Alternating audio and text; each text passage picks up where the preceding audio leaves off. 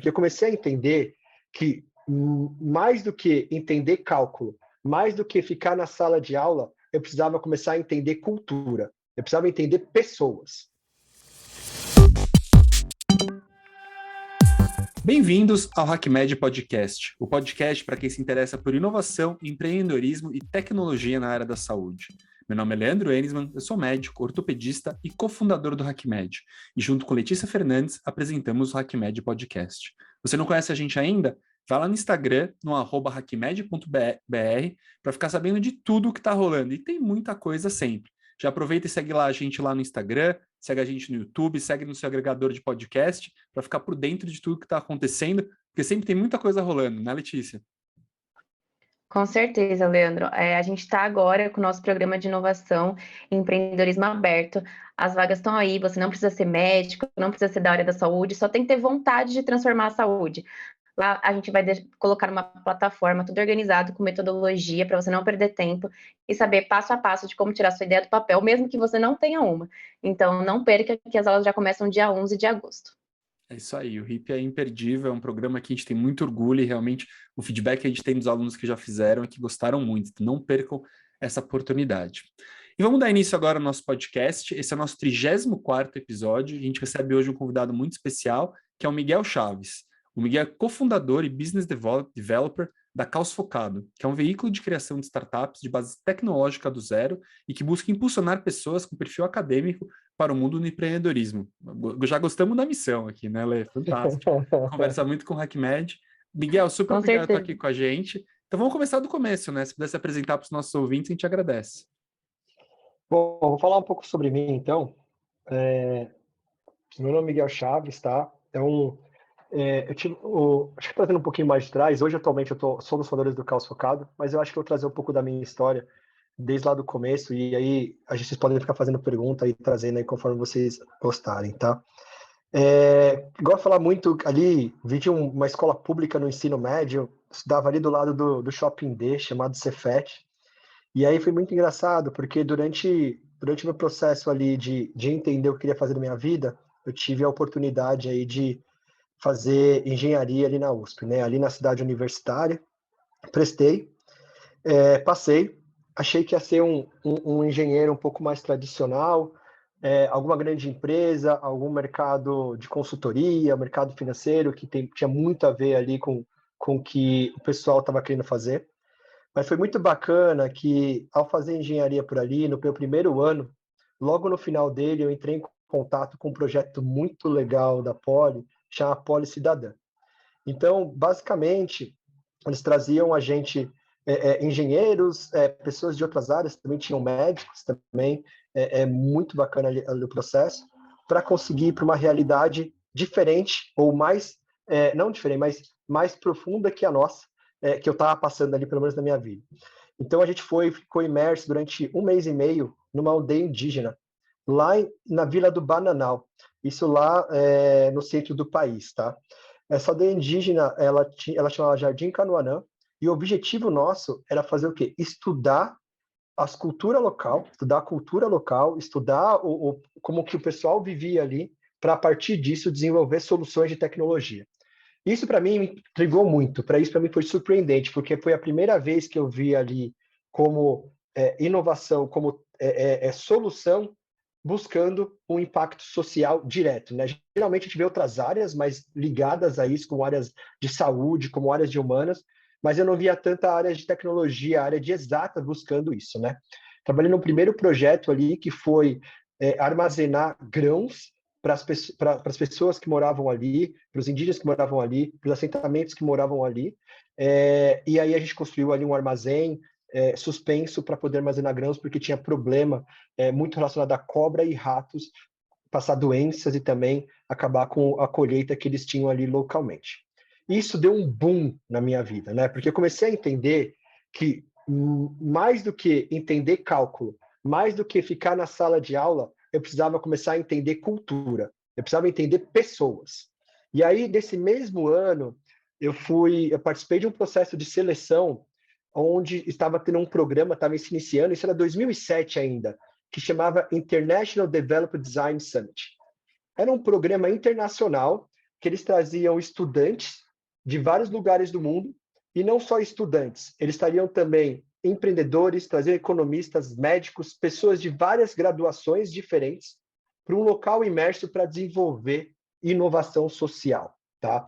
Eu falava muito que o IDDS, quem quiser pesquisar um pouco, chama iddssummit.org, ele era uma grande família que trazia pessoas de nacionalidades diferentes, classes sociais diferentes e expertises diferentes. E aí, a gente, em 2007, eu fui e fiquei por volta de 2 meses lá no MIT. Então, tinha um laboratório lá que chama D-Lab, não tinha, tem, é um grande laboratório lá, de Design, Development and Dissemination, com o intuito de, basicamente, estudar pessoas para desenvolver tecnologia ou soluções tecnológicas com foco em pessoas. E aí aqui vem um primeiro aprendizado que eu gosto de trazer. Tecnologia não é simplesmente aquilo que traz digital ou que traz inovação. Tecnologia pode ser qualquer solução que ajude a causar um impacto numa certa sociedade.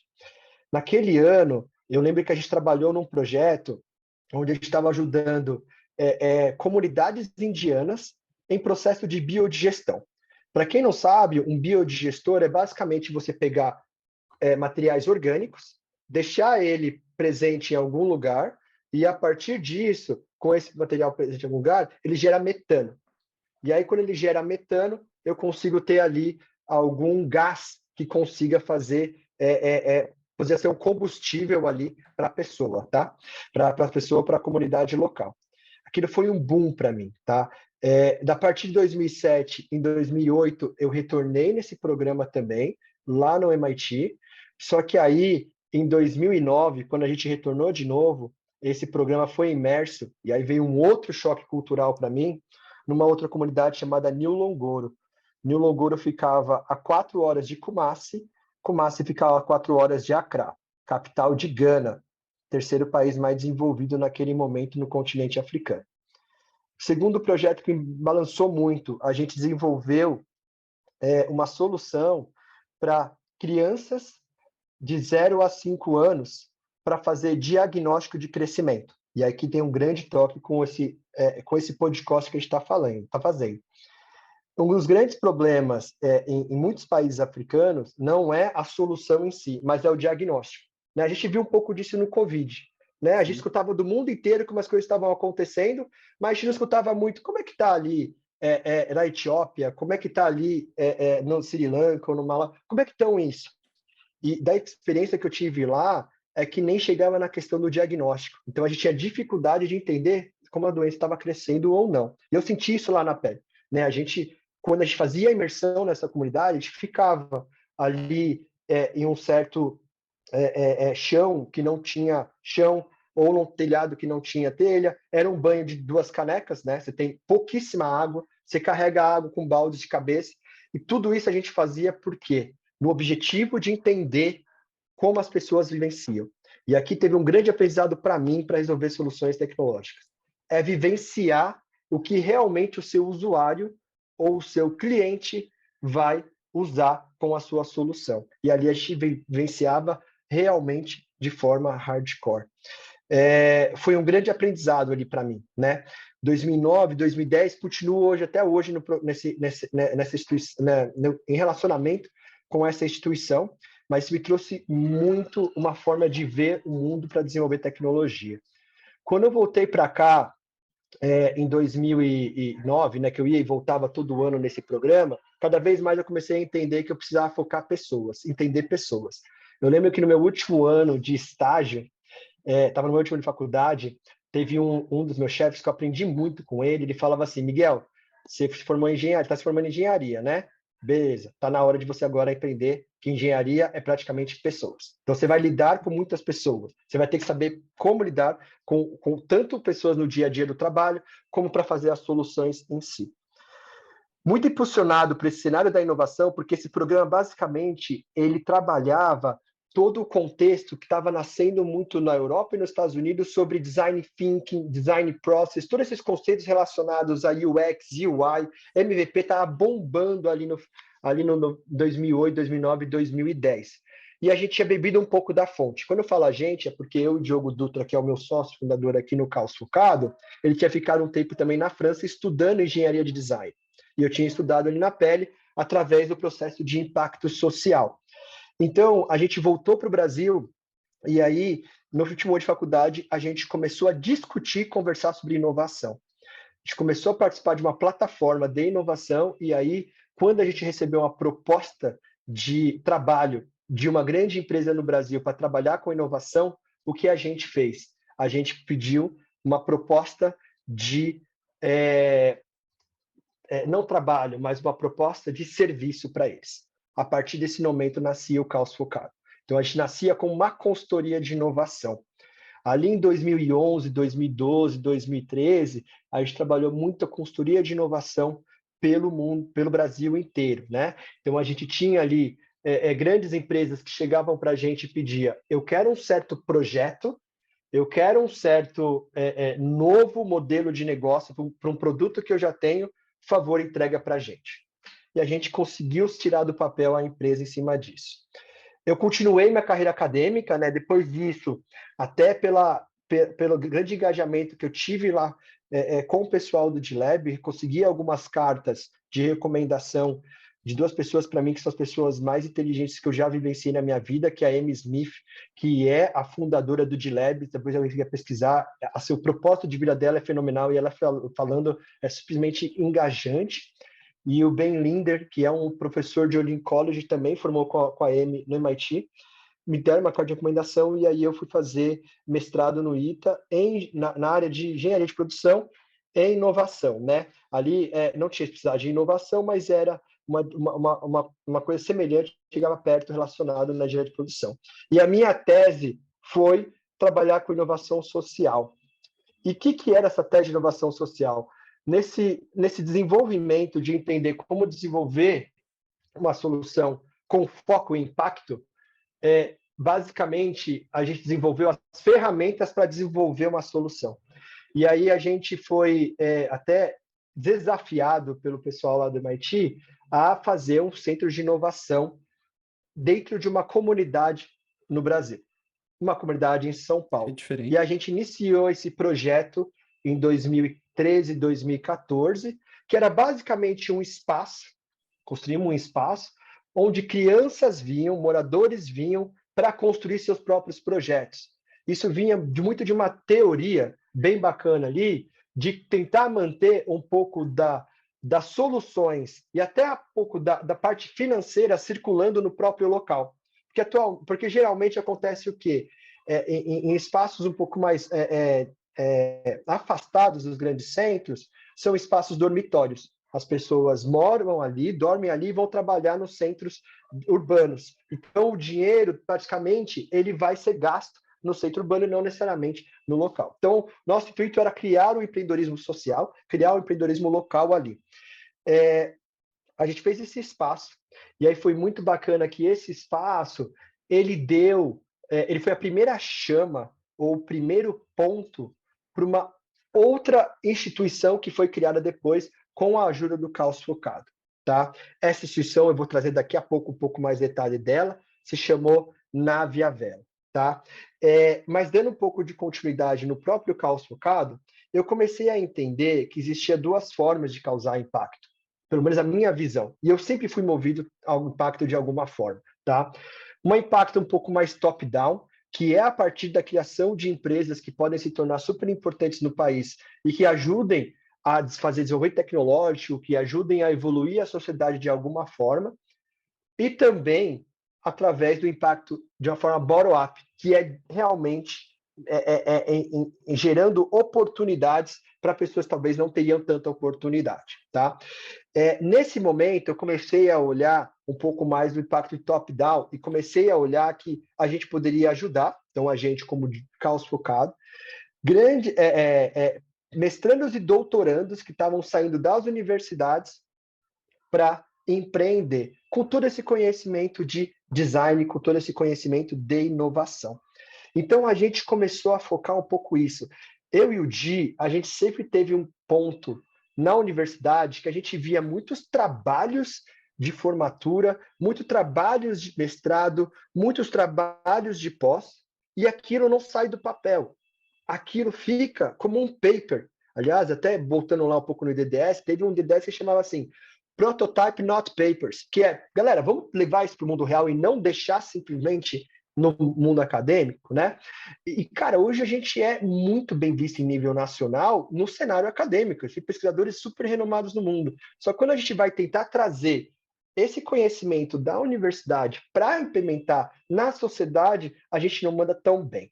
Então, aguçado por essa forma de pensar, de criar propósito, de criar inovação de uma maneira mais top-down com empresas, a gente começou a focar muito forte a criação de empresas que vinham da universidade, ou melhor, de empreendedores que poderiam querer empreender da universidade.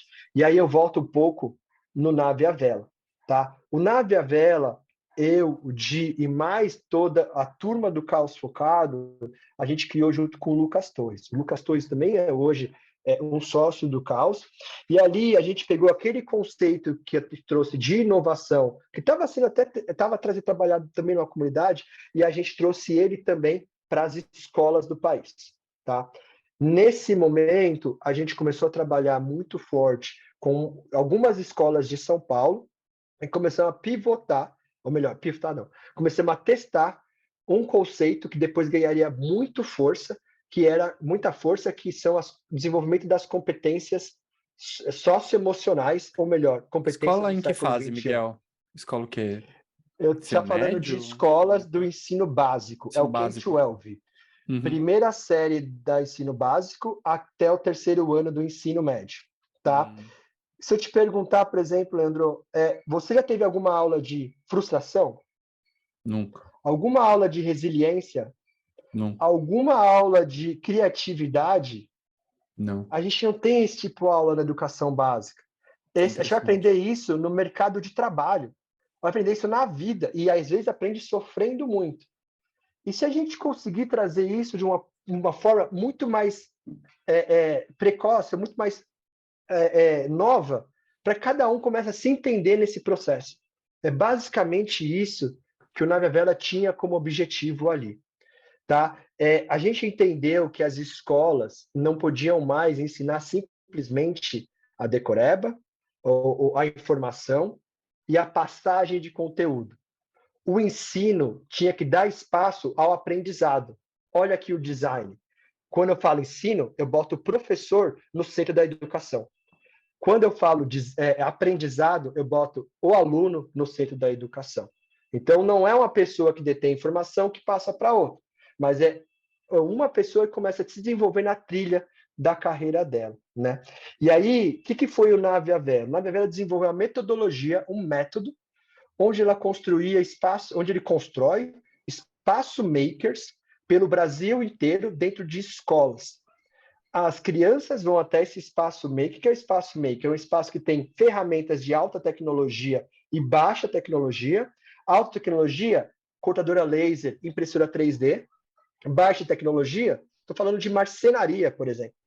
E aí, a partir disso, ela constrói projetos, e conforme ela vai construindo projetos, ela vai se entendendo num processo de protagonismo para trazer algo da cabeça dela, da mente dela, para o mundo real. É aí que ela entende o poder de um trabalho em equipe. Aí que ela entende como ela faz uma pergunta, ela tem que ter uma resposta, onde a resposta seja motivadora para achar uma solução. Aí ela entende que o projeto nem dá certo pela primeira vez, nem pela segunda e pela terceira. Como é que eu trato isso com a criança? Então a gente criou essa metodologia, que hoje está em diversas escolas do país aí, e começamos a fazer isso através de um negócio. O Nave à Vela cresceu por volta de 3 a 4 vezes nos primeiros 3 anos. Olha. A gente conseguiu evoluir de forma bootstrap, sem nenhum investimento, até o Series A em 2019. Quando chegou em 2019, a gente estava por volta de 60, 70 funcionários, e aí, a partir desse momento, a gente recebeu uma proposta de aquisição para uma grande corporação de educação no país, e a gente resolveu fazer uma saída estratégica do Nave à Vela. Por que isso? Porque, como Caos Focado, a gente entendeu que a nossa habilidade está no começo da empresa, está no early stage. Quando eu falo early stage, é até a empresa está com 100 funcionários, um pouco mais de 100. Depois disso, que eu entro no processo de scale-up, tem muitas melhores entidades no país que conseguem trabalhar a gente para causar mais impacto com essa instituição.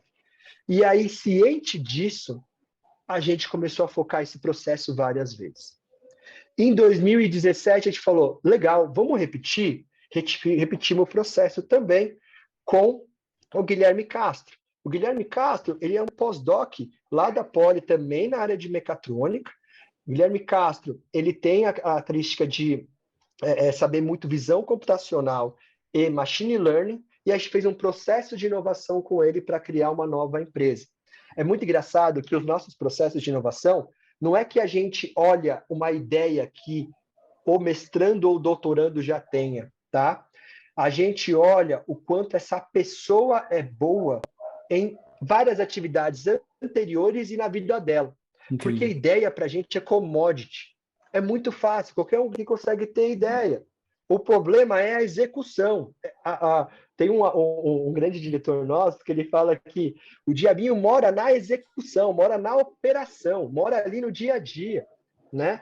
Então, a gente dá muito valor para isso, e aí no começo a gente gera um grande processo de inovação, onde a gente consegue chegar na solução em si, tá? Quando a gente chega nessa solução, muitas vezes chega até em mercados completamente diferentes. Por exemplo, quando a gente trabalhou com o Guilherme, ele ia empreender ou no mercado de agro ou no mercado de crossfit. Mas, Miguel, o que tem Quase isso igual. a ver? Quase igual. Porque quando a gente olha para o empreendedor, a gente olha o que ele gosta, o que ele é bom, e a gente auxilia no suporte no que o mercado pode querer comprar e pode virar ali uma empresa. Legal, tá? Fantástico. Então, a gente continuou nesse processo.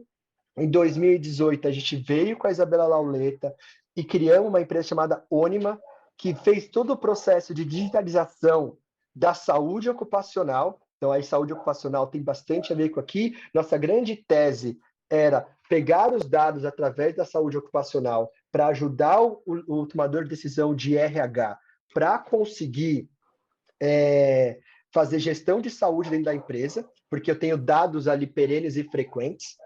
A gente fez uma saída estratégica da Ônima no final do ano passado, tá? 2019, a gente trouxe a Janaína Dernosec, que é uma grande especialista em bioimpressão celular no Brasil atualmente, e a gente desenvolveu com ela essa empresa que chama Quantis, e a gente vende hoje colágeno animal free feito em laboratório, que é muito buscado pelo mercado de estética e pelo mercado também de músculo esquelético, para articulação, para cenários relacionados à aplicação dentro do corpo humano. Tá? 2020, a gente continuou esse processo, trouxemos para a gente também, junto com o João Macedo, o Elastic, e hoje o Elastic busca digitalizar todo o MSK. O que é o MSK? É o mercado de músculo esquelético. Então, são todas as ações, avaliações, diagnósticos que estão relacionados ao movimento do corpo humano. Então, a gente busca isso hoje, fazer muito com força, captação de dados, evoluindo até para a visão computacional e também machine learning no futuro. Tá? E para finalizar, porque eu já estou um pouquinho extenso aqui já, né, nessa apresentação, a gente tem no nosso portfólio em 2022 a Nanoin, que é uma empresa na área de nanotecnologia que busca, junto com o Gustavo de Souza, fazer um processo de gestão de água na área de alimentos, de cultivo de alimentos, tá? Só para finalizar, tá? Resumir, você percebeu, Leandro, que sempre as nossas empresas buscam um teor de impacto de alguma forma. Isso é importante para a gente, né? Então, a startup, quando a gente está gerando, isso vem muito dos nossos empreendedores e vem também da gente como instituição. E tem um ponto de impacto por trás, que para mim é tão importante quanto, que a gente está criando histórias. Aquele mestrando ou doutorando, ele talvez tivesse apenas um caminho na vida dele, que era continuar sendo um professor ou continuar sendo um pesquisador, o que é muito bom, mas a gente está trazendo um outro caminho que também possa se pegar aquele know-how que ele tem e impactar a sociedade de alguma forma. tá bom? Muito, muito legal. Fantástico, Miguel. Parabéns pelo trabalho. Acho que foi uma excelente introdução para o pessoal conhecer. Tem uma série de pontos aqui que eu achei legal, mas eu queria só frisar que você falou muito dessa questão da multidisciplinaridade, né? De essas coisas dos encontros que você foi, que tinha gente de diversos backgrounds diferentes, que é uma coisa que na inovação e no HackMed a gente acredita muito nisso, que é essencial, né? Não adianta uma empresa só com médico, só com engenheiro, só com em qualquer especialidade, qualquer profissão, obviamente pode dar certo, mas vai ser muito mais rica quando tiver backgrounds diferentes, né? E eu também achei interessante a história da tua primeira conexão com a inovação, porque eu vejo que a história do inovador, do empreendedor, normalmente tem um momento ali de encantamento, assim, né? Que eu tive na minha experiência quando eu tive lá em Stanford, você teve na tua questão da Policidadã. Felizmente, eu vejo muitas pessoas que estiveram dentro do HackMed, que é uma coisa que deixa a gente muito orgulhoso, mas realmente acho que tem muita gente que vai numa linha, chama assim, mais tradicional, mais linear, e de repente ter aquele contato com inovação, vê um novo mundo e dá desviada dessa linha e segue, né? E daí, eu vou pegar um gancho desse teu último comentário, que me chamou muita atenção, assim, pensando, poxa, você é engenheiro da Poli e falando tanto de pessoas, né? Falando da importância do fundador, que você não pensa na ideia, você pensa na pessoa, vê a história dele. Não é dentro do estereótipo, que normalmente costumam ser errados, o que a gente estaria esperando o vídeo de um engenheiro, né? Eu queria saber para você, tipo, como foi essa descoberta? Você falou essa parte de desenvolvimento, eu acredito, de soft skills, né? Durante o ciclo básico de ensino e tal. E você era um engenheiro que já tinha esse lado muito forte, você desenvolveu ao longo dessa tua trajetória que você desenvolveu. Hoje em dia, quando você fala com teus colegas engenheiros e você traz esse lado, o pessoal te olha meio como alienígena ou já está mais acostumado? Como é que é isso para você? Cara, é assim, eu sempre fui um alienígena, tanto na universidade quanto fora dela. O pessoal falava assim, ô Miguel, você tá entre a Poli e a ECA, né? Que é um do lado ali do outro, a gente fazia umas festas ali na a ECA, ECA para quem também. não conhece, a ECA é Comunicação e Arte, né? Só para o pessoal que não conhece. Não, ótimo, Leandro. Então a gente ficava um pouco fora assim, tá? Quando eu comecei a entender que isso era muito importante para mim, eu comecei a entender isso muito na universidade em si, né? Tanto atividades fora da sala de aula, para mim eu botava no mesmo nível de atividades dentro da sala de aula. Então, fazer projetos fora da sala de aula, eu percebi que me trazia muito mais competência e desenvolvimento, articulação, do que necessariamente só projetos dentro da sala de aula. Então, eu comecei a cair muito de cabeça com isso. E quando eu fui para fora, quando eu comecei a ver teorias relacionadas a isso, tá? Comecei a ver estudos relacionados a isso, porque o design é isso. O design é você pegar a relação humana, né, o etnocentrismo, pegar a antropologia, pegar toda a base de como a cultura acontece e colocar isso numa forma de pensar um pouco mais racional. E aí você começa a entender por que isso é importante. Não é simplesmente acontece. Pô, o design tem momento, assim, para falar assim, user feedback, que é um processo de pegar feedback de pessoas. Não é simplesmente alguém vai lá e dar um feedback, né? Um processo de prototipagem para ver como a pessoa lida, né? Com essas coisas. E aí eu começava a equiparar muito isso, essas relações de pessoas com máquinas e com outras pessoas no dia a dia, e comecei a entender a importância disso.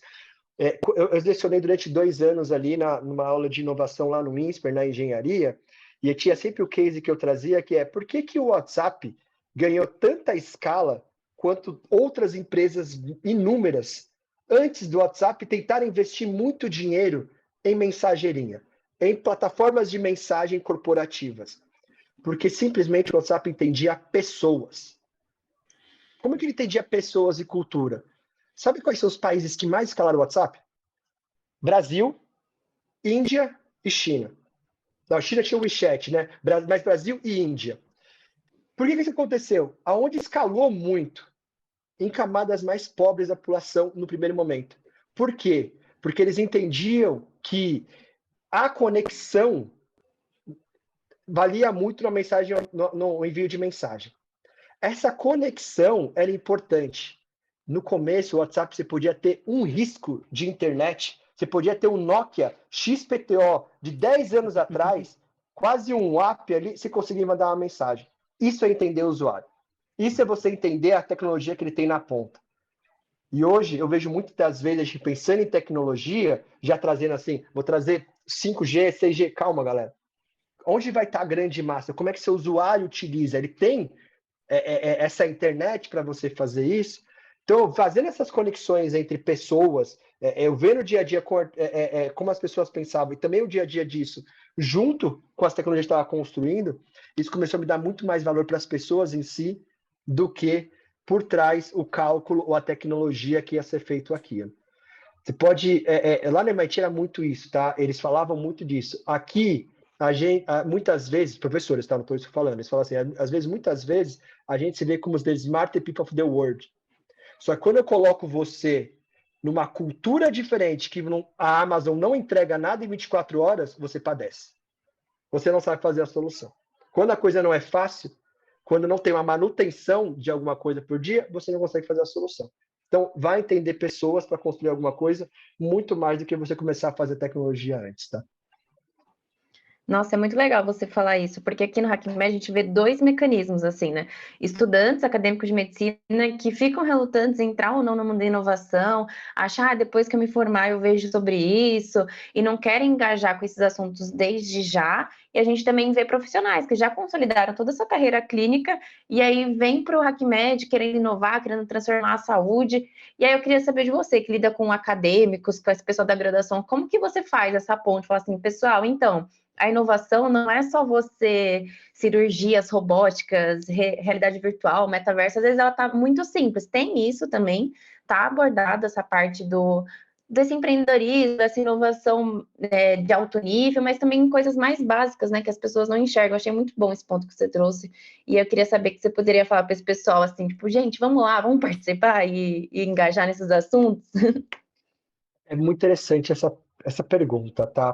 Por que ela é importante? Porque ela traz o senso de que, mais do que eu mostrar o meu conhecimento, eu sempre posso aprender com outro. Não importa a área que ele é. Se a gente for ver, a natureza é uma só. Ela tem um problema e você acha uma solução. Quem dividiu a natureza em caixinhas do conhecimento foi a gente mesmo. Colocou matemática lá, colocou português lá, colocou medicina, engenharia. A gente fez isso, mas ela é uma só. Então, se ela é uma só, ela tem uma teoria geral por trás, ela precisa de multidisciplinaridade para ser construída, para ser resolvida. Tá? Então, sempre a gente chega e a gente tenta conversar aqui com os nossos acadêmicos, nossos mestrandos, doutorandos, vamos tentar unir e vamos tentar trazer diversas formas do conhecimento para evoluir, né? Então, vamos primeiro se conhecer, vamos trazer um pouco mais da experiência de cada um e entender a outra área importante. Não tem área menos importante, não tem área mais importante. Então, vamos conversar um pouco mais sobre isso e aí vamos evoluindo junto. E aí tem uma coisa super importante para trabalhar, tá? A gente, geralmente, em 80% dos nossos casos, 90% dos nossos casos, a gente trabalha quando a empresa não existe. Então, eu crio uma conexão de confiança com aquele empreendedor, porque a gente está construindo a empresa do zero. E aí vem aqui uma definição para a gente de Venture Builder. A gente começa a empresa do zero. Eu crio um laço de confiança com ele, que lá na frente, quando tiver acontecendo um monte de problema, um monte de questões, vai olhar um para o outro e falar, cara, estamos aqui junto e a gente vai continuar com isso. Não importa se você veio da engenharia, não importa se você veio da medicina ou você veio do direito. A gente está junto nessa e vamos continuar resolvendo esse problema. Tá?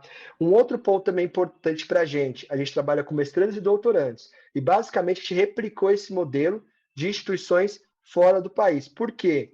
Mestrando e doutorando ainda está aberto a construir uma caixinha que ele vai se inserir. Quando a gente trabalha já com professor, com outros níveis, a gente entende que já tem uma caixinha formada. Então, o desenvolvimento de soft skills para empreender é muito mais complexo. A aceitação é mais complexa. Claro, há exceções, tá? Sempre há exceções. Mas a gente consegue trazer muito mais resultado na construção, uma construção societária de parceria, quando a gente trabalha ali com recém-formados, tá? Que estão abertos a evoluir nessa trajetória. Fantástico, muito legal. E, Miguel, eu queria fazer uma pergunta prática, assim, tipo, a gente falou agora de Venture Builder e tal. Você considera a Caos Focado é uma Venture Builder? Aquela coisa de ser acadêmica aqui hoje, qual que é a definição de Venture Builder? E daí, na prática, como funciona isso? Por exemplo, tem um mestrando ali que está com uma ideia, desenvolvendo uma tese, você vai conhecer essa pessoa, parece que é um projeto que faz sentido para Caos. E daí como é que é? Vocês vão ter ele vai fisicamente ficar instalado dentro da Caos, você vai ajudar ele, não sei, com parte jurídica, com investimento. Você vai ver ele toda semana, você vai ver ele uma vez por mês. Imagino que as coisas devem variar, mas dá uma ideia mais prática para quem está ouvindo a gente de como que é esse teu trabalho da Caos. E uma pergunta que eu acho que não dá para faltar no podcast, né? Da onde veio o nome Caos Focado? Eu também estou curioso. Muito bom, até vou precisar falar, e é muito interessante a história desse nome também, tá? Vou falar um pouco mais ali de Venture Builder, depois eu caio um pouco mais no nome em si da empresa, tá? O que acontece? A gente olhando o cenário de inovação no país nos últimos 15 anos, lá atrás teve um boom muito bacana de VCs e de aceleradoras, né? Tinha muito, né? Nesse momento, a gente fazia muito copycat no país, que era o quê? Eram empresas que já tinham dado certo fora do país e a gente fazia aqui dentro. A gente replicava. Muitas vezes, tinha que adaptar, sim, o modelo de negócio para a nossa realidade cultural no Brasil, mas muitos dos mecanismos ali já estavam um pouquinho mais acertados para fazer aquela empresa acontecer e crescer. Claro, sempre tem o problema da execução, né, que é onde está o grande ali desafio, mas já estava um pouquinho mais acertado. Conforme a gente começou a resolver grandes problemas do país com inovação, as startups, a gente começou a deixar de fazer tanto copycat e começou a fazer soluções mais reais, relacionadas só com nossa realidade. Então, muitas soluções e empresas hoje no país, no cenário de inovação, não são copycats. A gente tem visto empresas novas no país que começam a ser copycat fora do país. Então, a gente começou a exportar novas ideias. A gente tem visto isso muito no mercado financeiro, principalmente com as fintechs aí, trazendo outras ideias para fora do país, tá?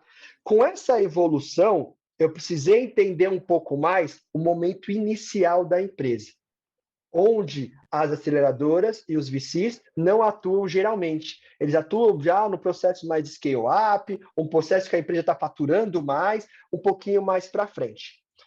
Só que acontece, quando a gente trabalha com empresa só digital, que a maioria das startups hoje no país são digitals, você tem um processo de try and error muito rápido. Você consegue codar, testei, o cliente gostou? Não, não gostou. Então, eu codo outra coisa, testei, cliente gostou? Não, não gostou. Codo outra coisa. Então, esse processo de tentativa e erro, ele é muito cíclico. Então, eu consigo crescer e passar mais rápido pelo que chama de vale da morte. Agora, quando eu trabalho com uma empresa de IA, uma empresa de internet das coisas, uma empresa de biotecnologia ou nanotecnologia, eu não tenho muito espaço para errar muito. Eu vou ter que errar para aprender, só que não é tanto quanto codar alguma coisa, compilar e jogar o produto no mercado para testar. Aí entrou muito forte o Caos Focado. O Caos Focado hoje tem se especializado muito na criação de empresas como a Venture Builder, nesse momento inicial, com empresas de alta tecnologia, tá? Que é IA, bionanotecnologia e também internet das coisas. Quando a gente pega o conceito de Venture Builder, ele pode trabalhar qualquer tipo de nova empresa. Ele pode trabalhar desde startups digital tradicionais, tem muitas fora do país, tá, que fazem isso, e está começando um pouco disso aqui dentro, ou startups um pouco mais de disrupção tecnológica, tem base tecnológica muito forte. O conceito da Venture Builder, ele tenta vir naquele gap inicial que eu falei para você, que é antes, quando o conceito, quanto a ideia não está ainda sendo formado, está sendo formada ainda, no processo de discovery, no processo de descoberta. Geralmente uma aceleradora ou um venture capital já pega para frente do problem solution fit, do product market fit.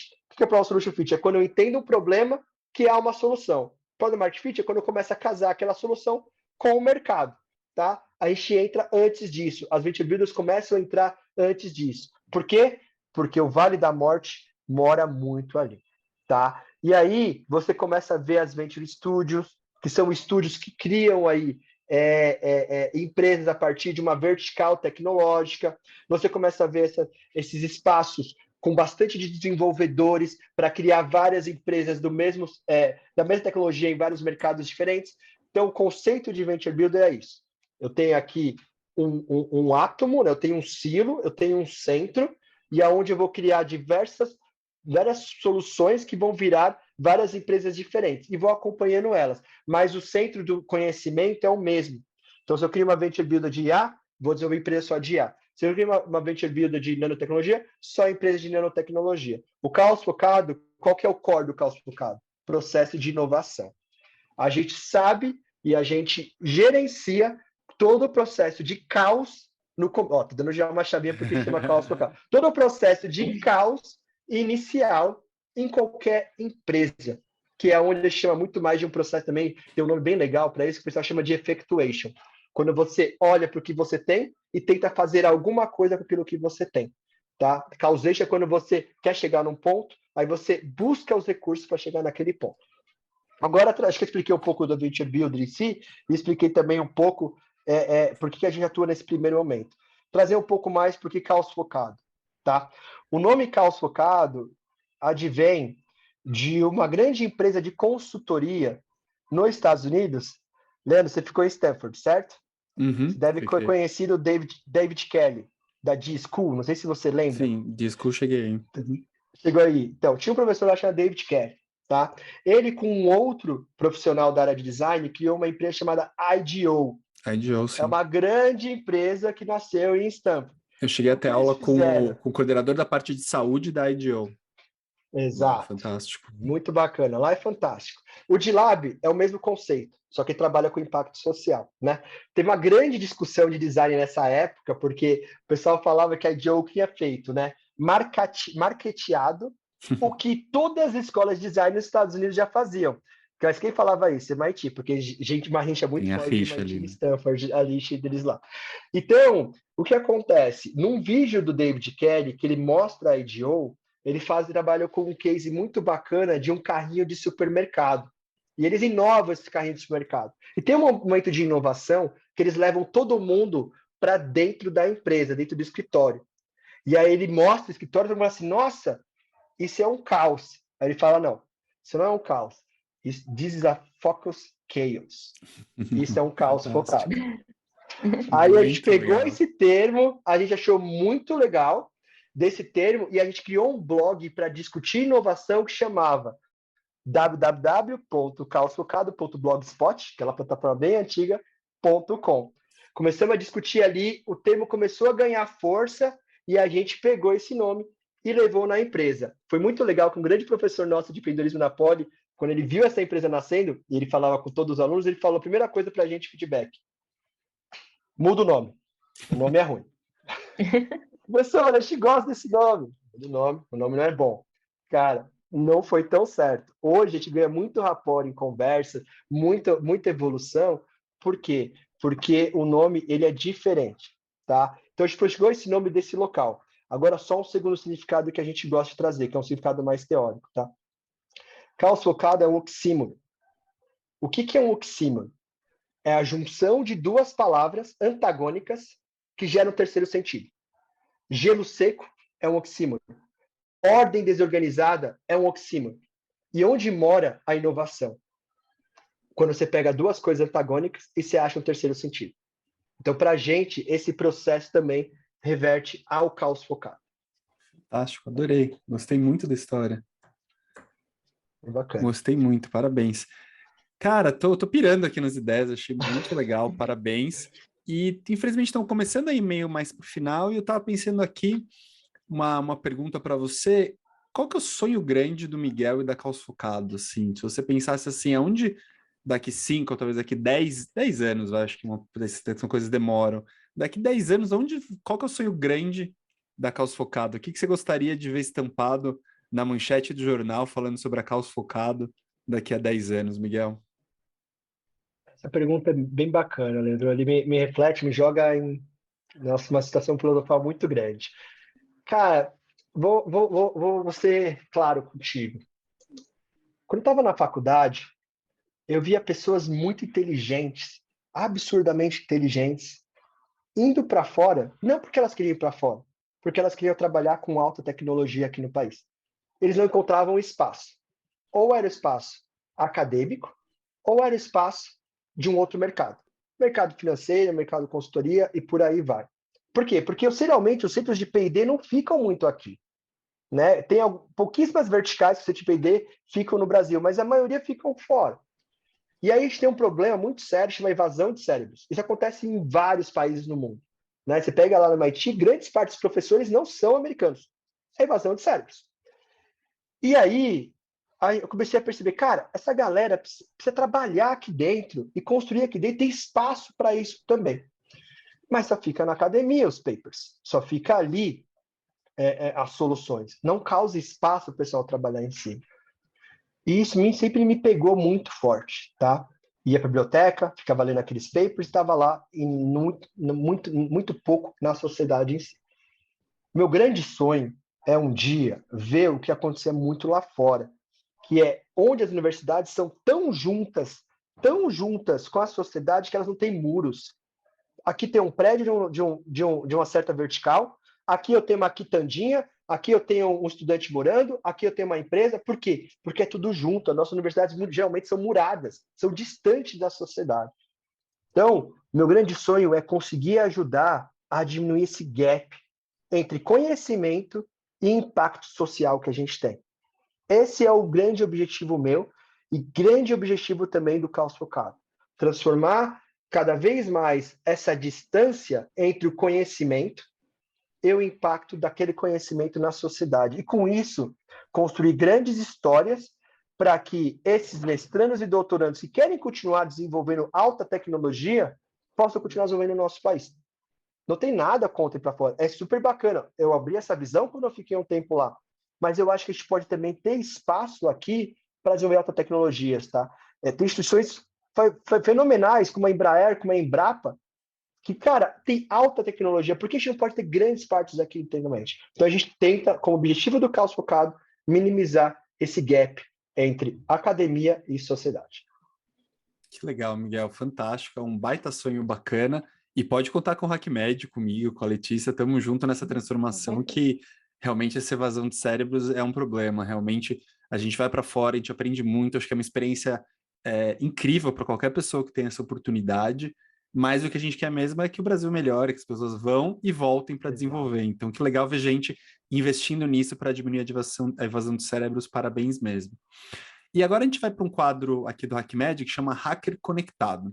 Hacker Conectado. Nesse quadro a gente pede uma indicação de um livro, um filme, um podcast, o que o nosso convidado quiser, quantos quiser, para os nossos convidados. Então, Miguel, se puder compartilhar aí sua dica com os nossos ouvintes hoje, por favor. Posso compartilhar sim, tá? Ali para mim é um sorvedouro de informação, e sempre foi, tá? Em 2005 eu entrei em contato com um site que até hoje está no ar. Eu não vou falar o site, que é mais difícil de escrever, porque ele é meio hackzinho, ele é meio decoder, né? Então, só coloca o nome na internet que vocês vão achar que chama Paul e SEI. Então, Paul, P-A-U-L, Gram, de G-R-A-H-E-A-M, e SEI de E-S-S-A-Y. Põe no Google, vai ver a primeira ocorrência. É uma junção de posts dessa pessoa que chama Paul Graham. Ele foi um dos fundadores da Y Combinator ali, tá? Trabalhou muito forte com uma das grandes aceleradoras do mundo ali.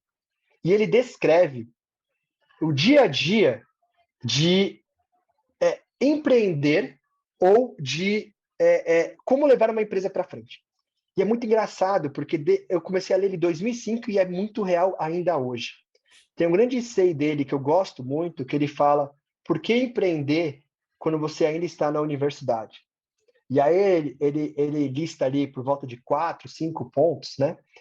Eu vou lembrar alguns aqui, só para dar um spoiler pequeno, que ele fala que quando você está na universidade, é o único momento onde você vai estar com pessoas fenomenais que ainda não sabem o que fazer da vida. Depois vai ser muito mais difícil. Quando você está na universidade, é o único momento que você consegue viver com R$10 em qualquer lugar do mundo. Isso, uma empresa em estágio inicial, é sensacional. Depois disso, nunca mais vai acontecer na vida. E na universidade, é um momento onde você é mais ignorante, no verdadeiro sentido da palavra ignorante. Você não sabe ainda o quão é difícil empreender. E se você mergulha, que você está lá dentro, você continua. Agora, depois, você vai começar a entender o quanto é difícil isso. Talvez você não começaria mais tanto.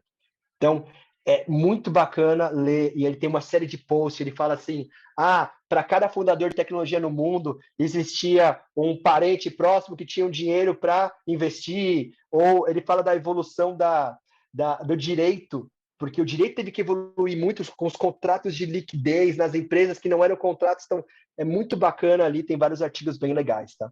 Show. Nossa, muito legal. Já quero ver essa parte aí que eu me interessei. A minha indicação hoje foi de um livro. Eu tive até tô com ele aqui, ó. O livro vem junto com o caderno e com os post-its, né, para estudar o livro. Tem livro que tem que ser na mão. E eu tive muito preconceito com esse livro, que chama Armas da Persuasão, por conta da palavra persuasão. Eu ficava, cara, mas persuasão, né? Parece uma coisa muito marqueteira. Apesar de trabalhar aqui no marketing do HackMatch, que marqueteiro, né? Armas da persuasão, o que ele quer com isso? E aí depois assim, entendi que persuasão vai muito além disso, é persuadir ideias, por exemplo, na medicina, persuadir o seu paciente da sua conduta clínica, de mostrar para eles alguns passos, entender aquela pessoa, e foi o que você falou no começo do episódio, é sobre pessoas, né? Não é sobre... Tem conceitos, teorias, mas no final é tudo sobre pessoas e comportamentos humanos. Aí essa é a minha indicação de hoje. Tô na metade ainda, né? Mas estamos indo. Legal, é interessante. Gostei bastante, eu sou péssimo dessas coisas, então vou ler o livro também, com certeza. E minha indicação de hoje, na verdade, inclusive, foi uma indicação no meu outro podcast, que é Muito Além do Gesso, que é de ortopedia, do nosso último convidado, que eu já tinha ouvido falar bastante, mas nunca tinha lido. Um livro bem clássico, que é o Good to Great, em português, Empresas Feitas para Vencer, do Jim Collins, que ele estuda as empresas que, eu não lembro exatamente a data, mas acho que de 80 a 2000, no intervalo de 20 anos, mais valorizaram na bolsa, e vê por que essas empresas foram tão bem, e compara com empresas dos mesmos setores que não foram tão bem. Então, é um livro bem empresarial, mas como tudo, acho que é super importante, são empresas mais consolidadas, né? Mas querendo ou não, tem muita coisa para trazer para as startups, até para nossas carreiras em geral. Também estou quase terminando, também não terminei, mas estou adorando o livro e já vou recomendar para vocês. Miguel, infelizmente estamos acabando aqui o nosso papo, eu adorei, tá muito legal, tenho certeza que os nossos convidados vão adorar também. Tem muita sinergia aqui entre a Caos Focado e o HackMatch, tenho certeza que a gente vai fazer muita coisa junto. E antes de terminar, eu queria passar para você por uma palavra final. Fica à vontade aí, o microfone é seu. Bom, bacana, Leandro. Primeiro, agradecer, Leandro, Letícia, pelo espaço aqui, tá, de conversar e falar um pouco mais do que a gente acredita, do que a gente busca, da nossa missão aí quanto empreendedorismo, tá? Queria deixar um pouco também dos nossos contatos, caso alguém queira seguir. Então, a gente tem o Caos Focado lá no Instagram, tá? É só Caos Focado _focado, Caos _focado. Tem o meu pessoal também, que eu posto bastante sobre empresa, sobre empreendedorismo, disrupção tecnológica, que é Miguel.Chaves1, também ali no Instagram, tá? E a mensagem que fica o que acontece, né? Aí a gente vê, e aí eu estou trazendo um pouco para você do que você trouxe, Leandro. Geralmente a gente tem uma educação básica muito, muito guiada, né? O caminho é esse, então eu vou fazer engenharia, aí eu vou entrar no escritório de engenharia e vou seguir, ou vou fazer medicina, vou fazer residência, e por aí vai. Eu fico aqui o convite para cada vez mais a gente pensar numa educação básica e depois uma educação posterior. Uma frase que eu escutei uma vez do Joy Ito, que ele era o presidente do Media Lab, que ele falava assim: a gente tem que buscar o mundo movido muito mais por bússolas do que por mapas. O que quer dizer isso? Onde a gente busque um norte para a gente querer fazer na nossa vida aí, mas que a gente não precisa necessariamente seguir o mesmo caminho que todo mundo está seguindo. Que isso é uma pressão gigante, né? Principalmente o pessoal que está na universidade. A gente pode chegar e colocar um norte, uma missão. Por exemplo, quer trabalhar com crianças? Eu posso ser desde educador a passar por um monte de carreira.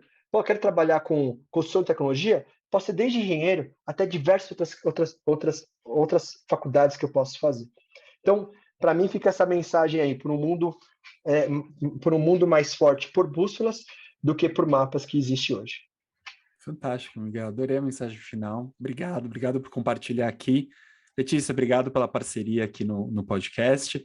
Aos nossos ouvintes, obrigado por estar aqui com a gente. Não esquece de seguir o HackMed, não esquece de ver sobre o HIP e se informar mais, que é um curso muito legal, tenho certeza que vocês vão adorar.